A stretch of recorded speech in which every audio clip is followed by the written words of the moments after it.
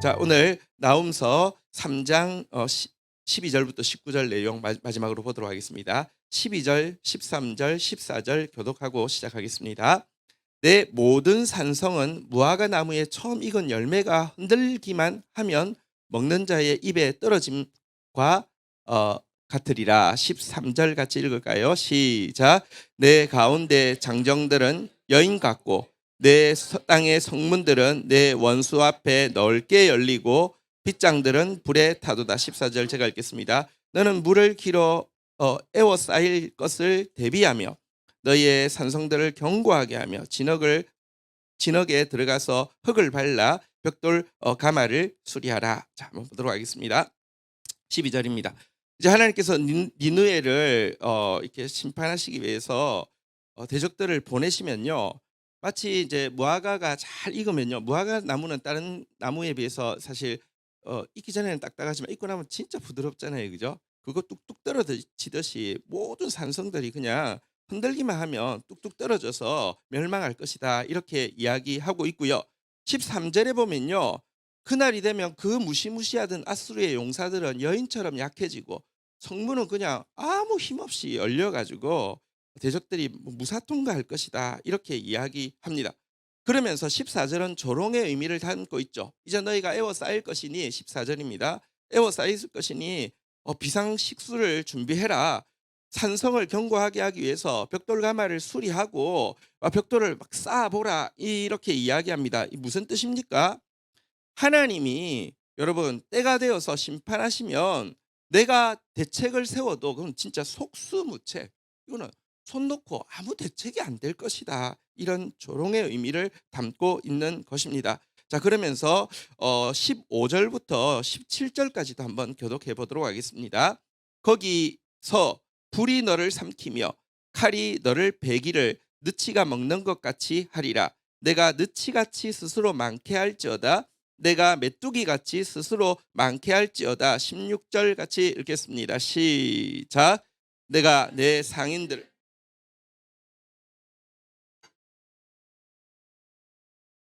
17절 제가 읽겠습니다. 내 방백은 메뚜기 같고 내 장수들은 큰 메뚜기 떼가 겨울 날에는 울타리에 깃들였다가 해가 뜨면 날아감 같으리니 그 있는 곳을 알 수 없도다. 자, 15절부터도 또 이렇게 그들의 멸망에 대해서 이야기합니다. 불이 삼킬 것이다. 칼에 너희가 베일 것인데 니느의 성이 마치 느치 때, 다시 말하면 메뚜기 떼가 습격한 것처럼 될 것이다, 이렇게 이야기합니다. 사실 메뚜기 떼가 한번 습격하고 나면 아무것도 안 남거든요. 우리 그 성경 요엘서에도 보면 팥종이가 남긴 것을 메뚜기가 먹고 메뚜기가 남긴 것을 느치가 먹고 느치가 남긴 것을 황충이 먹으리라 했는데 이거 다 메뚜기 종류인데요. 메뚜기 때 한번 지나가고 나면 남는 거 없는 것처럼 니느웨 그렇게 멸망할 것이다, 이렇게 이야기하고는요, 16절에 보면 교만한 15절 다시 한번 볼까요?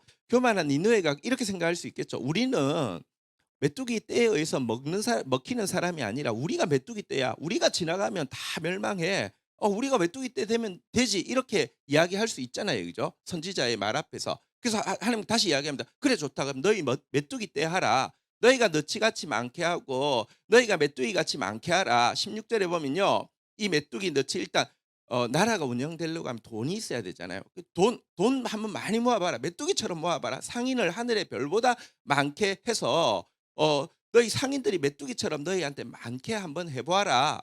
그런데요, 메뚜기 우리 자기들이 메뚜기라도요, 메뚜기가 그렇게 많아도 한번 날아가 버리면 있던 메뚜기가 헤아릴 수 없이 많아도 날아가 버리면 그 지역에 아무것도 안 남잖아요, 그죠?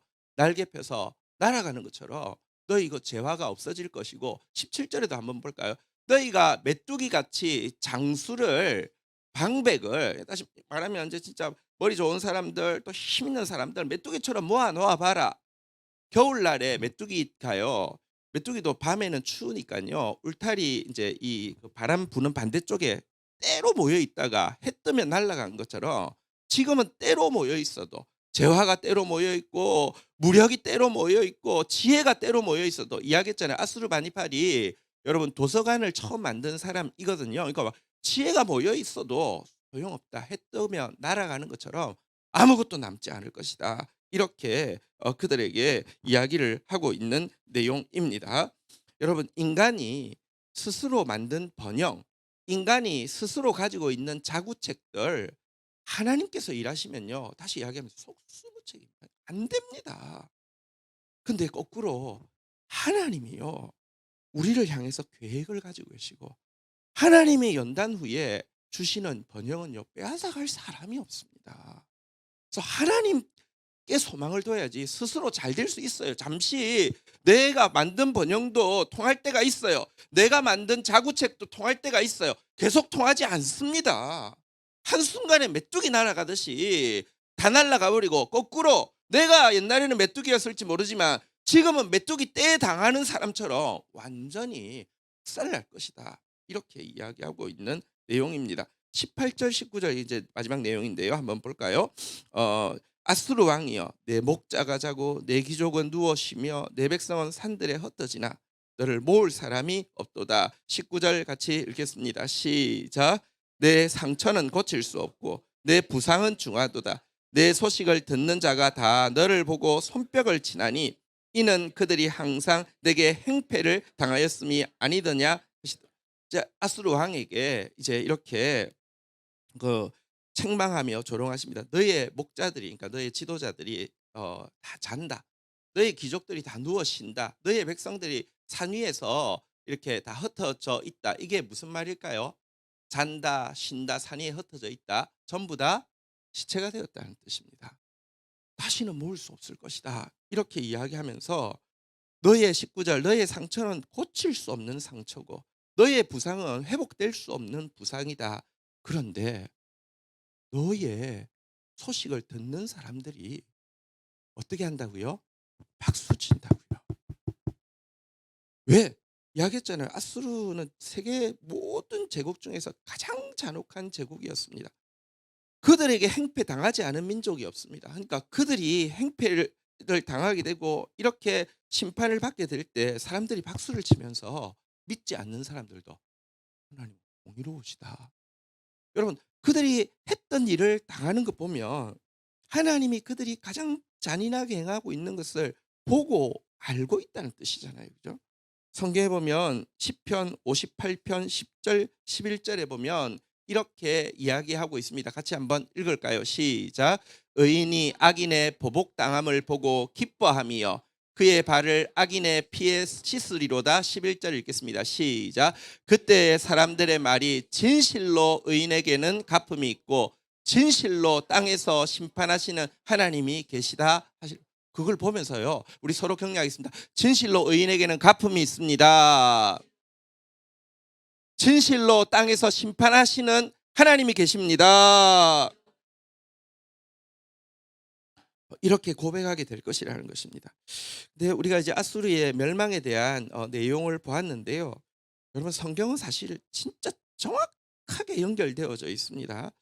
이 아수르의 멸망이 나훔, 위로하는 이라는 뜻, 나함, 위로가 된다라고 이야기했는데 이게 훔서에만 있는 것이 아니라 에스겔서에 보면 이 아수리의 멸망이 위로가 되어지는 것에 대해서 자세히 묘사하고 있는 부분이 있습니다. 한번 보도록 하겠습니다. 에스겔서 31장 3절에 보면요, 아수르의 강성함에 대해서 이렇게 이야기합니다. 같이 읽겠습니다. 시작.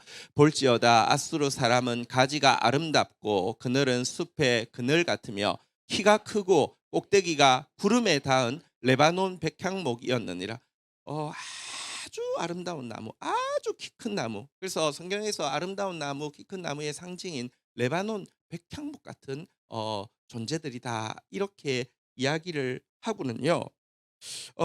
그들의 영광에 대해서 시간상 다는 볼 수 없으니까 7절로 한번 가볼까요? 7절 한번 같이 읽도록 하겠습니다. 7절 8절 교독하겠습니다. 제가 읽겠습니다. 그 뿌리가 큰 물가에 있으므로 그 나무가 크고 가지가 길어 모양이 아름다움에 8절 읽겠습니다. 시작. 하나님의 동산의 백향목이 능히 그를 가리지 못하며 잣나무가 그 굵은 가지만 못하며 단풍나무가 그 가는 가지만 못하며 하나님의 동산의 어떤 나무도 그 아름다운 모양과 같지 아니하다. 자, 이게 무슨 말이냐고 하면요. 7 절에 보면 뿌리가 큰 물에 있다고 했는데 이 니느웨가 티그리스 강 옆에 있었거든요. 근데 사실 티그리스 강이라는 게 여러분 보시면 에덴 동산이 이렇게 그 이제 4강 사이에 있었는데 그중에 하나가 티그리스이거든요. 그러니까 사실 인제 이 번영이 얼마나 큰지를 에덴 동산과 비교하는 내용인데요. 8 절에 보면요. 심지어 아수르가 잘 나갈 때는요. 하나님의 동산 에덴 동산 백향막 꽃보다 더 아름다웠다.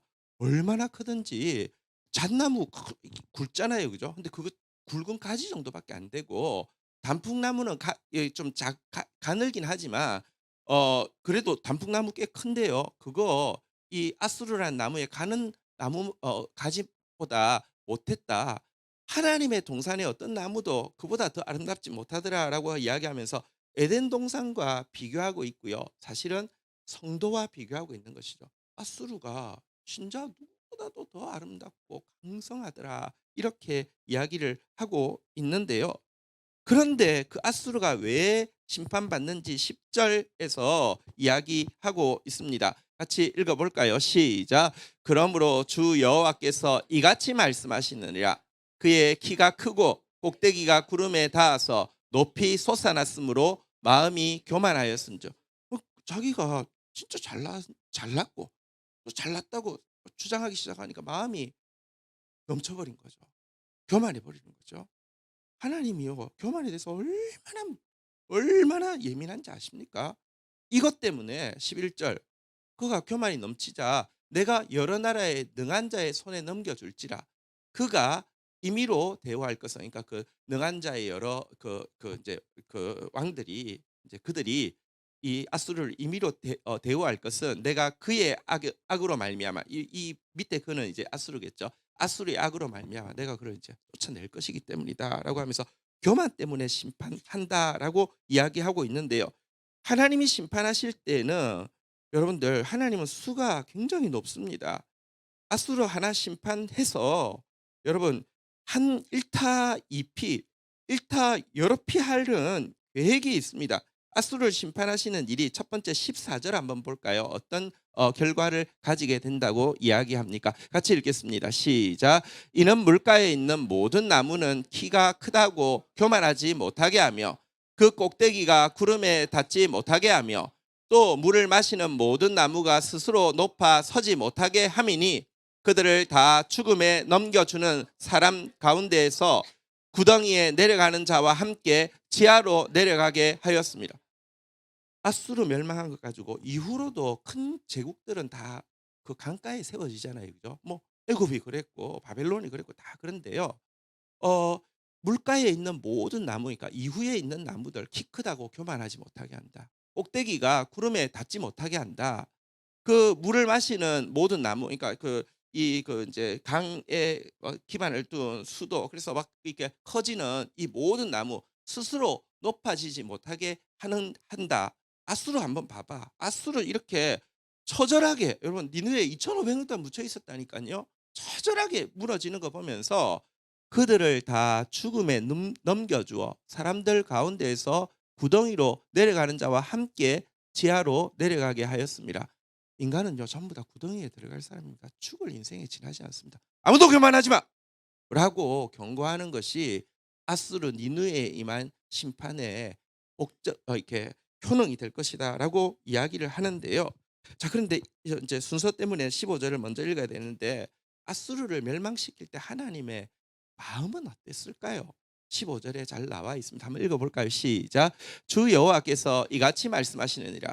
그가 수월에 내려가던 날에 내가 그를 위하여 슬프게 울게 하며 깊은 바다를 덮으며 모든 광을 쉬게 하며 큰 물을 그치게 하고 레바논이 그를 위하여 슬피 울게 하며 들의 모든 나무를 그로 말미암아 세잔하게 하였느니라."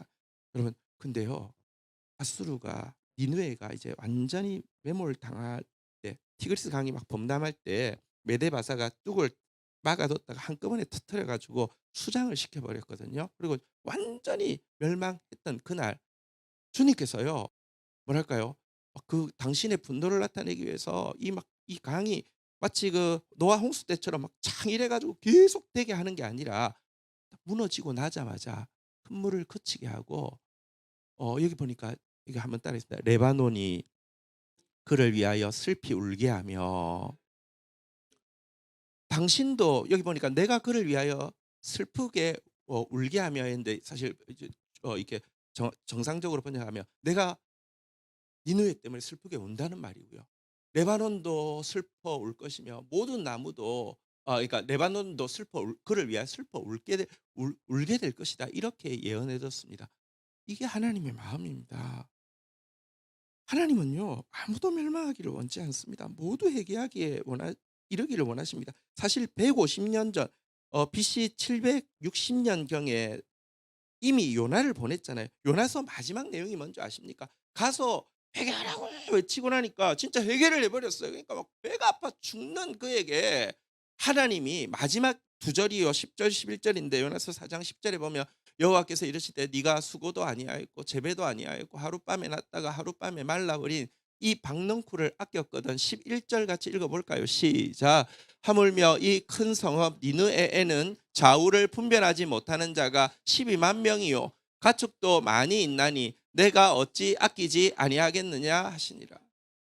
그 당시 다시 말하면 멸망이 BC 612년이니까 그로부터 150년 전에 12만 명이 살았습니다. 사실은 이제 그 150년 이후에는 신아시리아 제국이 세워지고 나서 아수르 반입할 때는 엄청난 인구가 사는 큰 도시였습니다. 죄가 넘쳐서 심판받지만 하나님은 운다고 이야기하시고요. 내가 어찌 아끼지 아니하겠느냐. 이게 하나님의 마음입니다. 그래서 미리 보내셨고 경고하셨지만 안 되어서 심판합니다. 심판하지만 화풀이가 아니라 이것 보고라도 앞으로 아무도 교만하지 마. 이게 첫 번째 목적이요. 두 번째 목적이 이어지는 우리 이제 에스겔서 31장 15절까지 읽었는데요. 16절 마지막으로 읽어볼까요? 같이 한번 읽도록 하겠습니다. 읽겠습니다. 시작. 내가 그를 구덩이에서 내려가는 자와 함께 수월에 떨어뜨리던 때에 백성들이 그 떨어지는 소리로 말미암아 진동하였고 물을 마시던 에덴의 모든 나무 곧 레바논의 뛰어나고 아름다운 나무들이 지하에서 위로를 받게 하였느니라. 여러분 그리고 또 한 가지 니느웨가 멸망받고 아수르가 멸망될 때에 하나님이 표능이 있을 것이라고 이야기했는데 그가 수월에 떨어지던 때에 여기 보니까요 모든 제 백성들이 진동한다고 하는데 여기 보니까 한번 따라하겠습니다. 에덴의 모든 나무는 아까 아수르의 영광이 에덴의 영광보다 더 아름다워 보일 것이라고 했잖아요. 그죠? 근데 사실은요. 이 에덴의 모든 나무는 성도를 상징하겠죠. 이들이 한번 따라하겠습니다. 지하에서 위로를 받게 하였느니라. 그들은 지금 징계 가운데 있고 고통 가운데 있는데 아수르가 무너지는 것을 보고 위로를 받을 것이다. 이 위로가 무엇일까요? 원어로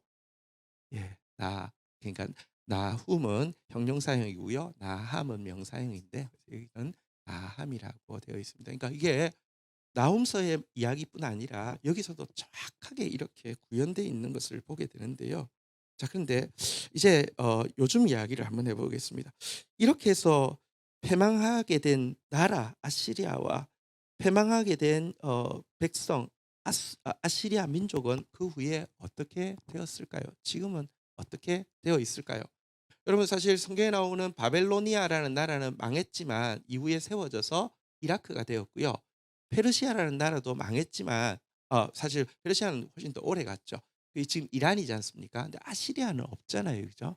아시리아는 역사에서 사라지게 되었습니다. 그런데 아시리아 사람들은 있을까요? 없을까요? 있습니다. 아시리아 사람들이 주로 어디 사냐고 하면 지금 이라크의 모술이라는 지역에 집단 거주하고 있습니다. 혹시 모술 들어보셨습니까? 사실 여러분 이라크 전쟁이 있었잖아요. 미국이.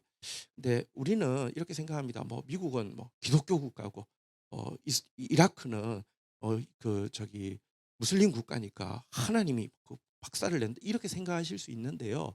사실 그들이 전쟁 명분으로 내세운 거 뭐 핵무기 그다음에 대량적인 살상 무기 있다는데 전부 다 거짓말이었어요. 핵무기도 없었고 대량 살상 무기도 없었어요.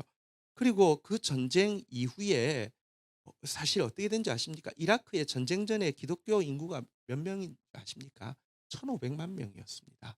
전쟁 이후에 기독교 인구가 어떻게 된지 아십니까? 40만 명 남았습니다. 그런데 여러분, 전쟁 이후에 미군이 있다가 또 무책임하게 철수했잖아요. 그죠? 그때 모술에서 시작되어진 이슬람 극단주의 원리주의자들이 무엇이냐고 하면 그 이후에 진짜 모르는 사람이 없는 IS가 거기서부터 시작하죠. 그리고 IS가 모술에서 기독교인들 학살을 시작해서 언론에 많이 나왔었거든요. 그때 학살당했던 사람들이 민족이 무엇일까요? 아시리아 사람들입니다. 예. 기계도 지금 AI도 알죠. 맞다고 하잖아요. 네. 아시리아 사람들이 이때 여러분 그 학살을 당하게 되는데요. 그 네. 제가 가르쳐 드릴게요. IS가 그 인제 기독교를 믿는 아시리아 사람들의 집집마다 그 자기들 아랍어 알파벳으로 약간 이렇게 생긴 알파벳을 그려 놓습니다. 우리가 볼 때는 약간 뭐 J 비슷하기도 하고 그런데 이게 아랍어 알파벳은 N인데요. 그 집에다 N을 써 놓으면 거기 들어가서 학살을 하는 겁니다. N이 무엇의 약자일까요? 나사렛의 약자입니다. 사람들이 그 아시리아 사람들을 나자렌, 그러니까 나사렛 사람들이다. 그러니까 예수를 따르는, 게다가 나사렛에서 무슨 선한 것이 나겠냐 그랬잖아요. 그죠? 제일 가난한 인구는 지금 400만 명 정도가 이제 남아 있습니다. 그런데 이들은 나라도 없고 정말 매번 학살당했어요. 오스만 투르크 때도 여러분 대량 학살당했고요. 계속 학살당하는데 예수 믿고 살고 있습니다. 그곳에 모술에 요나의 무덤도 있습니다. 그런데 이들이 막 학살당할 때요. 아까 레바논이 그를 위해서 애곡한다는 구절이 아까 있었죠. 한번 화면 좀 보여주시겠습니다. 자, 이 앵커분 중간에 있는 이 글씨가 아랍어인데요. 이게 영어로 말하면 뭐라고요? N이에요. 근데 모술의 사람들이 학살당하고 있을 때 이 방송국은 어디 방송국이냐고 하면 레바논 방송국이에요. 레바논 방송국에서 앵커가 "나는 그들과 함께합니다."라는 의미로 N자를 쓰고 나와 가지고 이렇게 방송을 하는 내용입니다. 전 세계에서 사실 기독교인들이 막 학살당하고 있어도 우리는 진짜 되게 단순합니다. 이라크 뭐 저기 그 이슬람 국가 이러면서 아무 관심 없는데 여러분, "나는 그들과 함께합니다." 이렇게 해시태그 이렇게 그러니까 그 뭐 We are with N 이렇게 해시태그 하면서 운동을 펼친 게 레바논입니다. 성경이 얼마나 정확하게 이루어지고 있는지 모릅니다. 그리고 하나님께서 이 레바논에 대해서 이 아시리아에 대해서 이렇게 예언하고 있습니다. 이사야서 27장 13절 한번 볼까요? 이사야서 27장 13절 같이 한번 읽도록 하겠습니다. 시작.